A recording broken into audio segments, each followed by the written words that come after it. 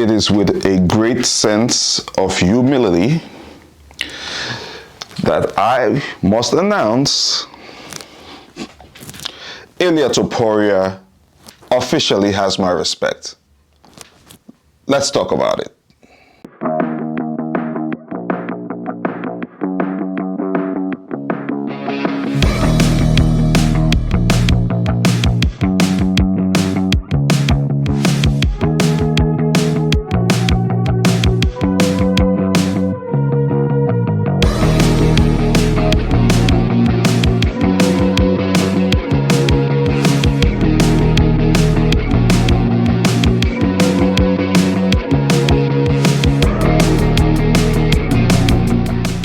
Hello guys, welcome to episode 27. Let's have a conversation strictly about UFC 308 in Abu Dhabi and everything that happened in the main card.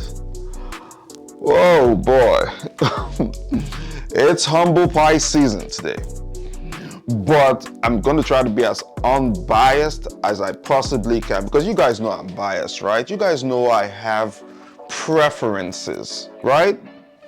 So let's really dig into Khamzat versus Robert Whitaker.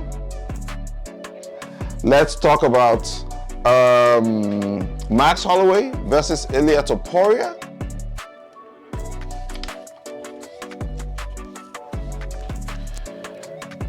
And how that fight affects people like Diego Lopez and Alexander Volkanovski. Let's talk about Shara Magomed, aka Shara Bullet, versus what's his name? The Shara finish, right? Let's talk about that. I'll get into his name. Let's talk about Dana White and certain things I wanna address that led up to UFC 308. Lerone Murphy and then Ige, that's also one. And then Magomed Ankalev and Alexander Rakic. I try to get Alexander Rakic's name correctly because I like to say Alexander Rakic. But all respect, please, all respect. Boy, I don't even know where to start from. I don't even know how to wrap my head around this loss that Max had. I am in humble pie season. My humble pie is fresh out of the oven. It's very hot and I'm gonna eat it, right? All right, look, let's just get into it. I want to first talk about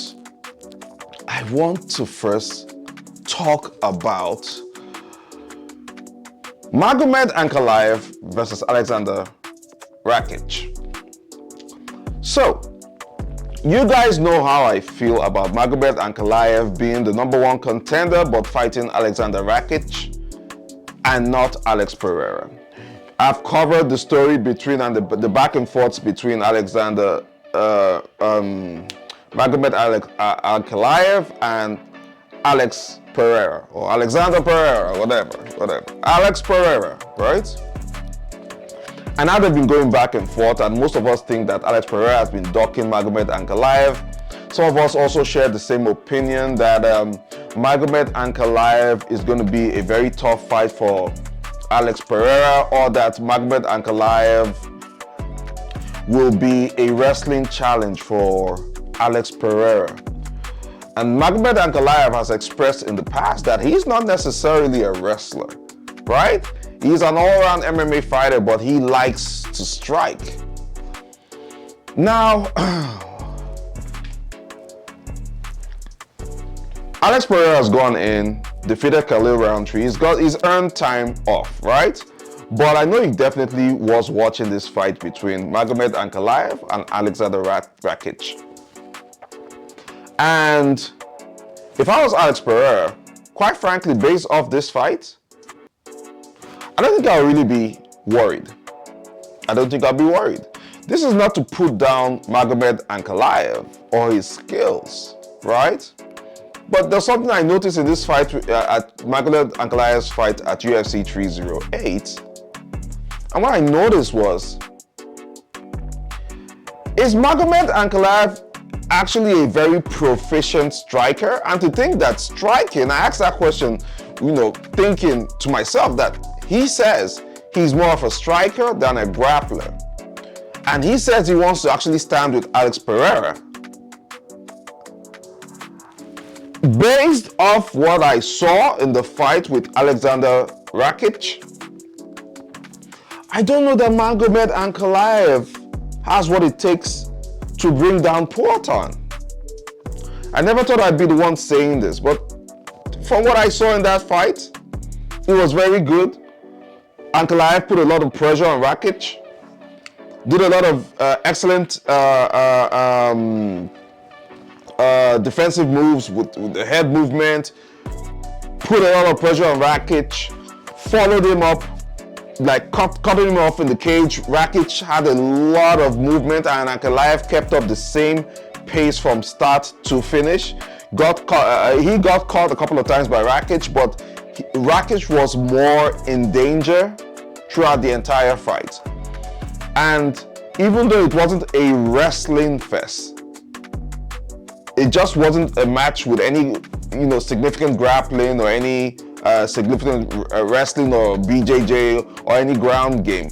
And yet, if it was predominantly a striking fest, and Magomed Ankalev, even though I believe it was a unanimous decision, but he didn't look too impressive to me. My casual brain just was not entirely impressed by that. Just the way he fought, right? He got the W and he has positioned himself, rightly so, for the next title shot.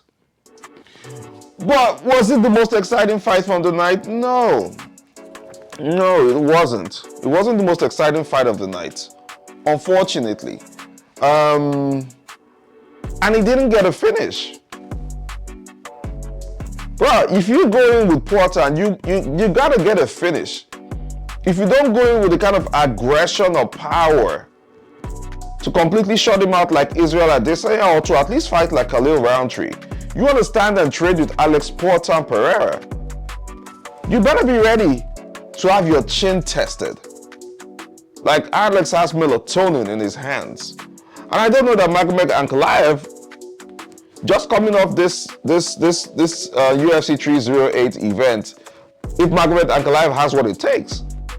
I was more convinced a couple of weeks ago, but after seeing this, I'm like, yeah, Poatan is an elite striker.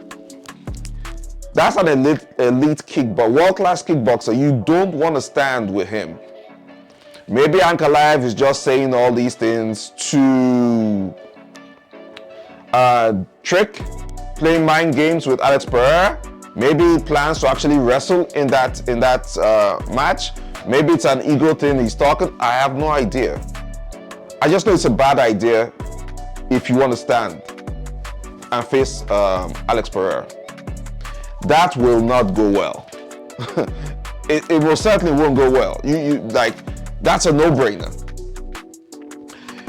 You will get your lights put out. Facts. All facts. You get your light put out if you stand in front of Alex Pereira, right? But at this point now, I don't think the UFC can deny him Magomed Ankalev. You can't deny him a title shot now, guys. Whether we like it or not, we have to see it.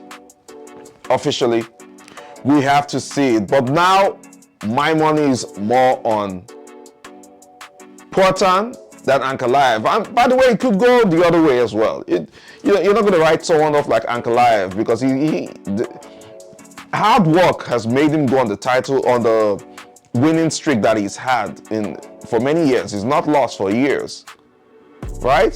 So there's something to be said about that. That hard work, he put in the hard work, and he's found himself in that position. Great, I'm happy for him. But he's gonna have to up his game if he's gonna go against Poatan. That's just how I see it. I might be wrong. You guys tell me what you think. Well, congratulations to Ankalev. He got his W. Only God knows what the UFC is going to do with him now. Who knows? it wasn't exactly the most exciting fight on the main card, and it just gives credence to what Portan said a couple of weeks ago, where he made the declaration that the UFC doesn't want to give Ankalev a title shot because he's a boring fighter. I don't know about boring. I do know he wins. I do know he has a couple of win streaks so far, and I do know that it's worthy of a title shot. I mean, what are we talking about? Right? Anyway, let's talk about Shara Bullet Magomedov, the one-eyed bandit. Damn it! Shara Magomedov is turning out to be one of my most favorite fighters. I actually caught wind of him for the first time this year. I believe it was his first fight this year. When I noticed, I'm like, who the hell is this dude? And that was just a couple of months ago. Dude has fought like 3 times in 6-7 months. And he wants to fight one more time before the end of the year. He wants to be the most active fighter on the roster within a 12-month period. And he's done it in such a spectacular fashion that he doesn't even come out of the fight with major injuries. Man, Shara was so good. Shara going up against, what's his name? Armen Petrosian. Listen, Armen was doing a pretty good job keeping up with Shara, in my personal opinion. And just out of nowhere, Shara raises his leg and feints like he wants to kick, but no, he's coming with a spinning back fist. Now, the feint works. He baits Armen, but strikes with a spinning back fist with the right hand. Armen blocks that, and in a split second, Shara Bullet strikes with the left hand in another spinning back fist. Like in quick succession, 2 spinning back fist strikes. And lo and behold, the second one landed.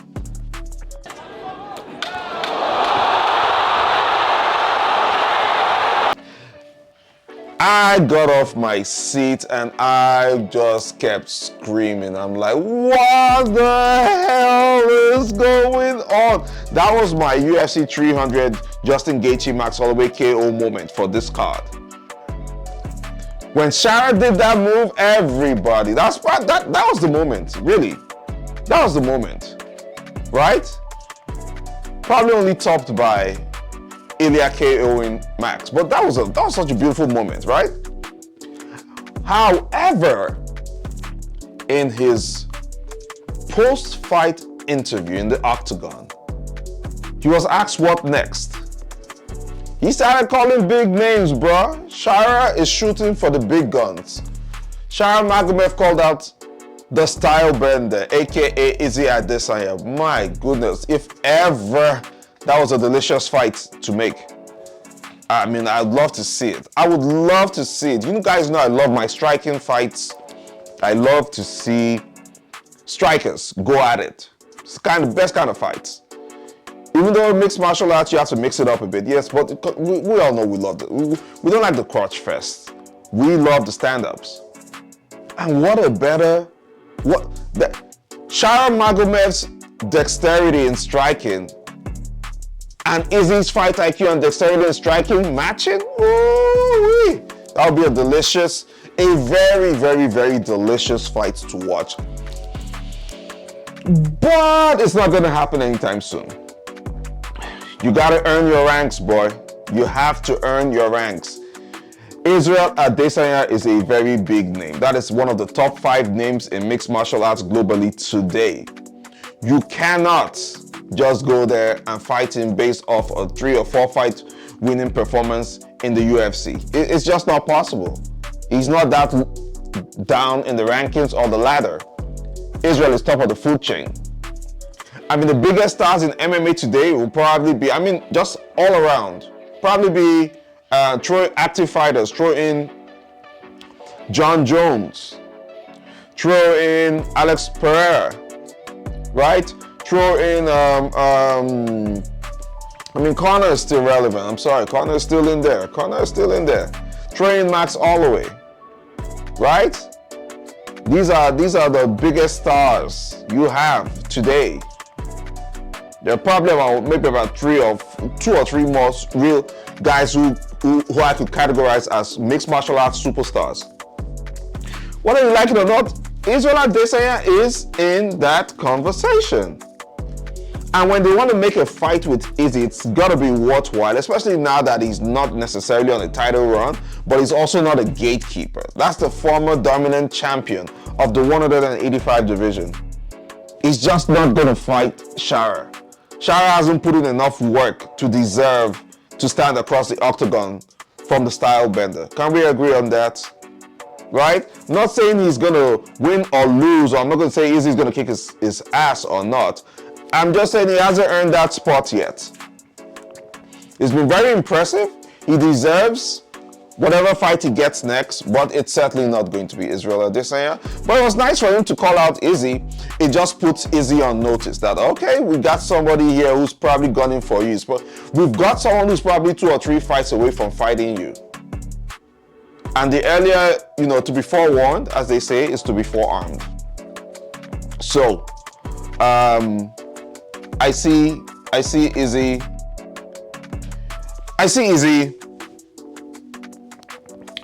being interested in that fight if Shara can just get himself in a very good position to make the fight worth it. Right? A couple more wins. A couple of more really impressive wins will get Shara bullet in front of Israel Adesanya, and then they can duke it out in what I would consider a very spectacular fight. It will be just as spectacular, in my personal opinion, as Corey Sandhagen versus Sugar Sean O'Malley, but I know, goddammit, we're not going to see that anytime soon. Goddammit. Goddammit. Transitioning. Let's talk about Dan Ige. Dan's 50K Ige and Lerone Murphy. Good fight too. By the way, the Shara fight was my favorite fight for the night, just so you guys know. But good fight with Lerone Murphy and Dan Ige.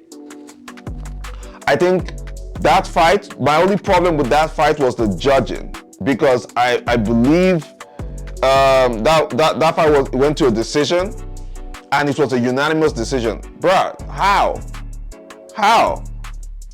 What kind of crack were the judges smoking that they didn't notice that Dan Ige won the first round? Dan Ige won the first round. Lerone Murphy won the second round. And then the third round, in my personal opinion, was a close round with Lerone Murphy taking it. But that was a very close round. Why is that a unanimous decision? So Lerone Murphy won all rounds? No. Am I bugging? What, didn't I watch the match? Doesn't make any sense. That doesn't make any sense. To me. It don't make no sense. Okay? It doesn't make any sense. I'm just saying. But respect to Dan Ige, he went out there as always as the stud that he is. He just didn't get the W. I don't know what's next for him. I don't know what direction he goes to.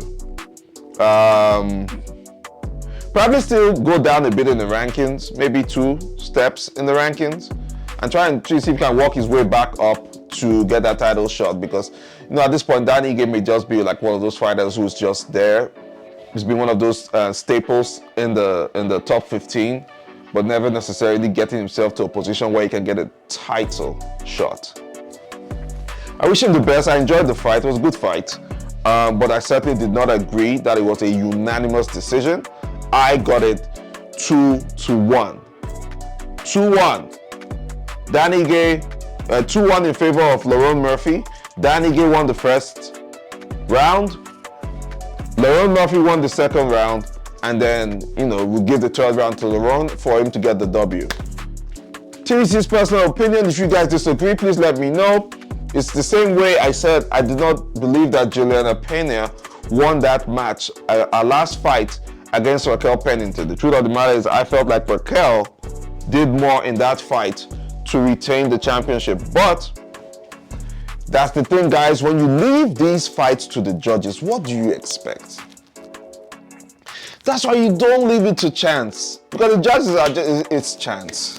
It's chance until the judging, the MMA judge system is overhauled and made more efficient. This is just it's just gonna keep happening.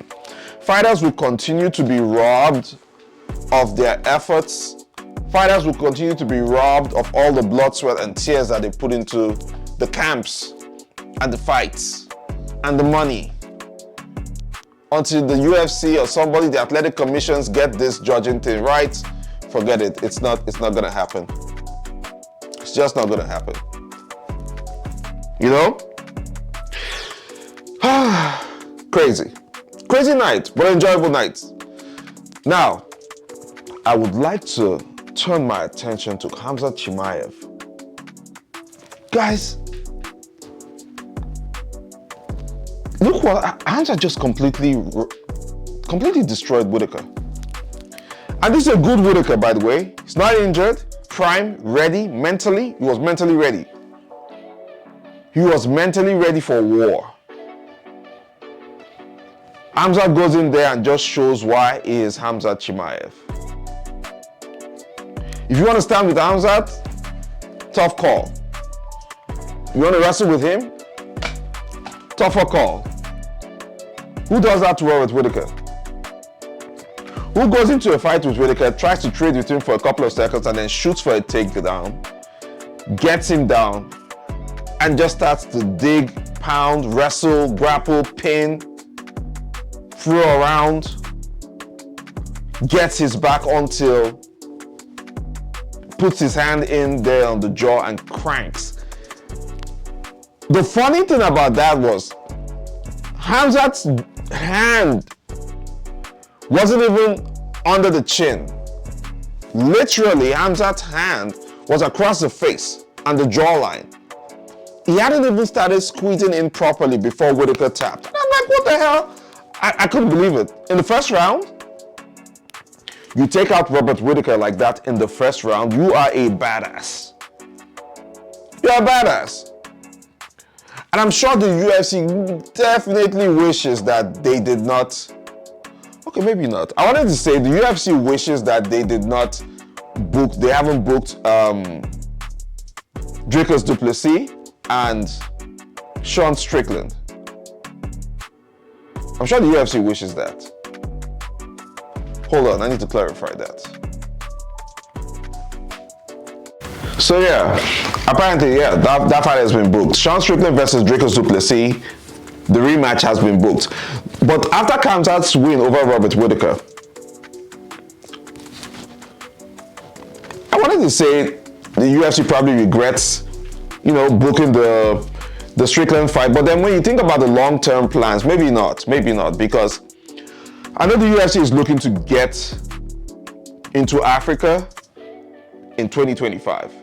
The only African champion on the roster right now is Dricus du Plessis, and he's from South Africa, and South Africa is the first country, is the country in Africa with the greatest shot at hosting the first ever UFC event on the continent. To sell that pay-per-view, you need a UFC South African champion, or at least an African champion.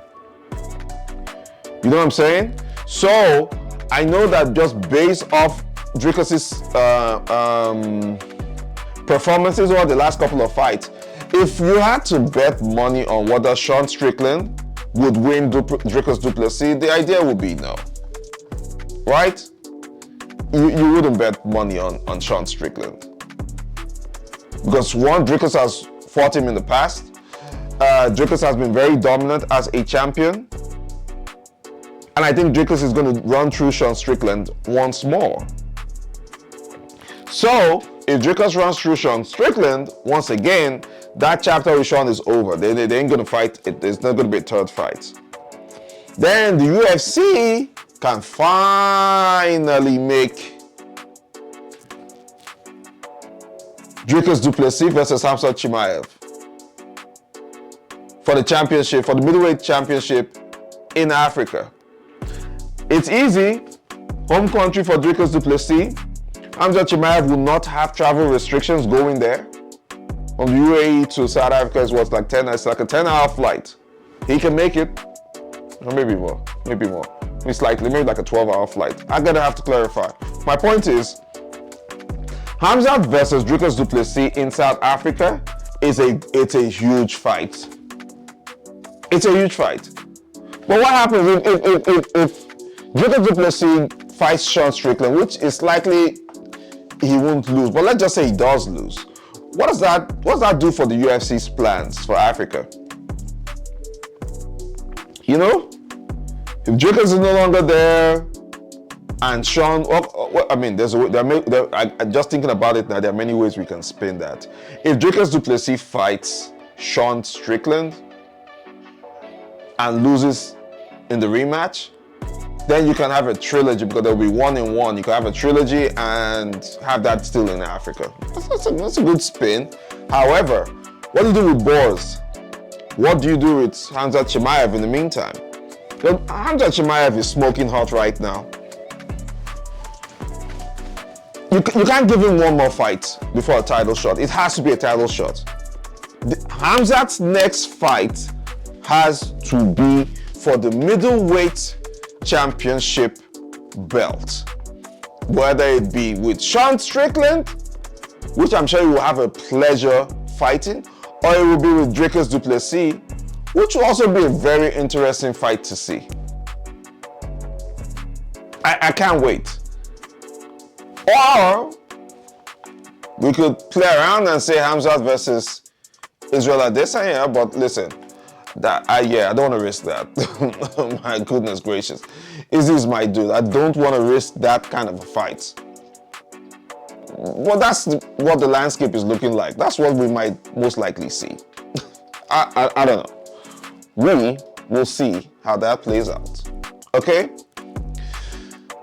Transition into the fight that I just really don't want to talk about, man. But I gotta swallow my pride. Gotta take a bit of this humble pie.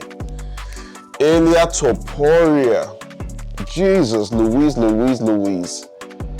Ilia Toporia, bro. My man. Ilia Toporia knocking out Max Holloway in round 3 of the main event. And the good thing was Max was having the better of him. I think Max was 3 rounds up.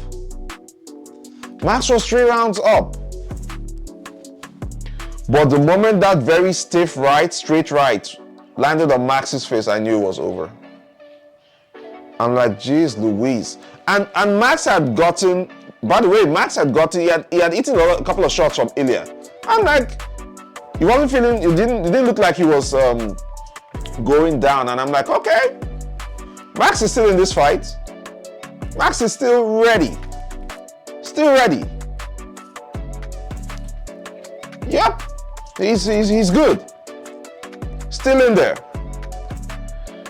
Oh man, when that punch came out of nowhere, and then Ilia goes with the left hook to seal the deal. Like Max didn't even know he was knocked out. Oh, it was sad to see. It was sad to see. You know, it's not the first time Max has lost, so I'm not gonna beat myself over it. I'm just happy for 2 things. One, Ilia was very respectful after the fight. I respect that. I respect how he handled the win. My respect to Ilia Topuria. You know, I wasn't really a fan.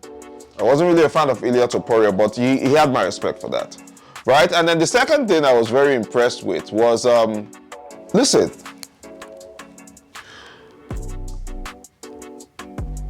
Max Holloway has never been knocked out, ever. Ilia Topuria says he predicted that he will go in there and he will be the first man to knock out Max Holloway. And he did it. I'll tell you something, guys. So I was watching the UFC countdown episode for UFC 308, the countdown. Again, I've said prior to this, I'm not really a fan of Ilia Toporia. I think Ilia is very unoriginal. I think Ilia's antics in trying to sell the fights, yeah, he doesn't know the trash talk game very well. But boy, that guy has confidence. However, I got to see a different side of him in his house in Madrid with his wife and his daughter, his newborn baby, and his kids. You know, and that just makes you always, it makes me always, you know, appreciate the backstories of these fighters. Like, you know, at the end of the day, these are just guys who are trying to provide for their family, trying to change their family's lives. And I always respect that. I always respect that. And I think after seeing that episode, I sort of took a back seat on trashing Ilia Topuria and just wanted to watch this fight. Even though Max was my preference, I just wanted to watch this fight as just a regular guy, regular casual, just enjoying the fights. I had my preference, but I wasn't going to gloat if Max won. Just because I had a certain degree of, a certain higher level of respect for Ilia, just seeing his backstory. Now, that respect, yeah, it went from here to here, and after today, my respect is here. Like I respect Ilia Topuria for what he did tonight. Ilia going out and doing that to Max Bless Holloway, I respect it so much. You can't even, yeah, it's not even something to, it's not something to even debate. It's not something to talk about.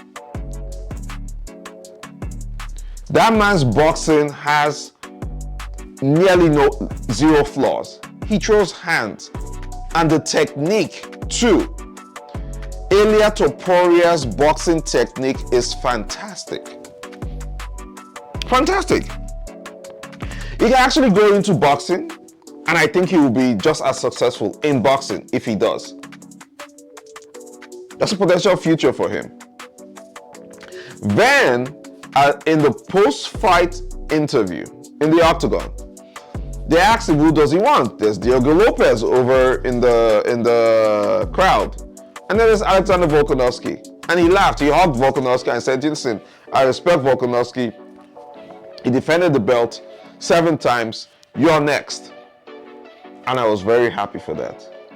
I feel bad for Diego Lopez, but Diego has to understand that he's very much out of his league right now.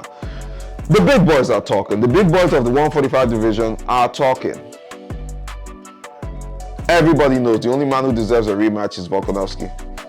If you're not going to put Volkanovski in the BMF tournament, Volkanovski deserves a rematch with Ilia Topuria.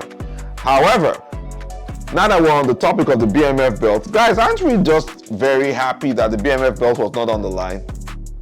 Ilia would have been the first champion, or the first person in the UFC to hold a championship belt and the BMF belt, and he was denied that today because the UFC obviously cannot put the BMF belt on the line because that's a fantastic marketing tool for Max's next fight.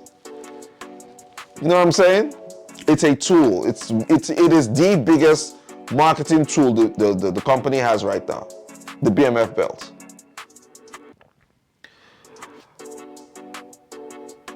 So I'm happy to hear that Max still retained that belt, right? It's still something of pride. Still something of pride. And Max is still young. Max can do another title run. I don't know why I just believe he can. I have no issues with it. Can do a title run, very easy. That wouldn't even be a problem. You know? But he got his lights completely put out today. And we fans of Max Holloway, we must all commune together. We must all cry together. We must all eat this humble pie, and we must all give Ilia Topuria his respect. Let's not even, guys, come in. Guys, we have to give Ilia Topuria his respect. Like, we have no choice. He's earned it. You know what I'm saying? He's earned it. He's earned it. I look forward to his next fight. Most likely he's going to be with Volkanovski next year. I'm guessing February, because Volkanovski, it might be February. I think the UFC is going back to Australia in February, so it might be there, or they might wait and see if any arena opens up in Spain in 2025, whatever that may be, or for what that's worth. It might be 2025, and then, you know, Volk and Ilia will have a chance to close that chapter. And I like it. I like it. What do you do with Diego Lopez, though? One more fight? Then the title shot? Or does he sit it out until after the rematch? I'm thinking one more fight and then title shot. People have to eat. You know, Diego Lopez is no different. You know what I'm saying? Anyway, now before I go, I want to talk on one last thing. And I should have talked about this maybe 2 days ago, because it happened about 2 days ago. So there's this at the UFC press conference, the pre-fight press conference.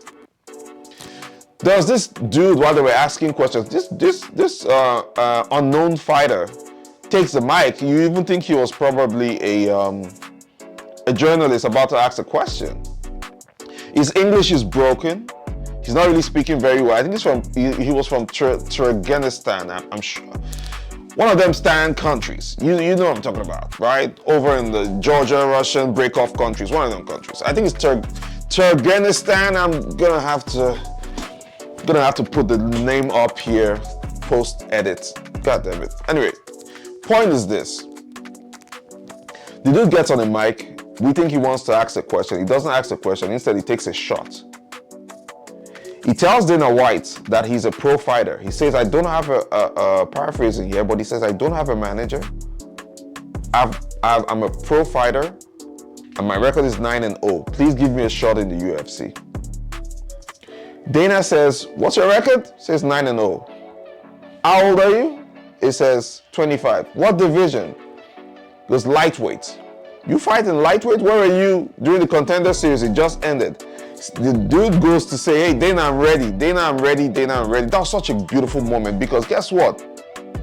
Dana was so impressed by this guy's balls and resilience and determination, and that he called him on stage immediately and sent him to the back of the stage to get himself signed up. And now the update on that is that Dana White is going to be filming his Looking for a Fight new season. The new season of Looking for a Fight. And they're at least going to give this guy a shot. Looking for a Fight will be filmed. The new season will be, one of the places Dana is going to film it in is South Korea, where the Korean Zombie has his own fighting league. And Dana has told the Korean Zombie to put this dude on the fight card so that Dana can watch him fight and at least let him have a chance to sign in the UFC. I was so happy for that dude. I don't know him, don't know his story, but I was so happy for him. I was so happy. And that is why sometimes I'm telling you guys, Uncle Dana is one of the greatest to ever do it. He can be an asshole, he can whatever you want to say about him, but Dana is real. Dana is a real dude. And he has my respect. Uncle Dana, you have my respect, guys. You have my respect for doing that. I'm so happy for the guy. I'm going to watch out and see how his career goes, because that's a good origin story for being in the UFC. In life, you don't get the shots you don't take. You only keep the shots you do take. TDC said that. If you've been here this long, I thank you guys for listening to me ramble. I thank you guys for not being too harsh on me, for, taking my humble pie, Oh, Max Holloway, God damn it. Listen, hey, it's the nature of the sports, guys. It's the nature of the sports. Please like, share, subscribe, hit the notification button, and engage in the comment section. I'm gonna take some time off next couple of hours just to reprocess everything that has happened. Anyway, you guys know what I'm saying, right? Mr. TDC, signing off. Peace.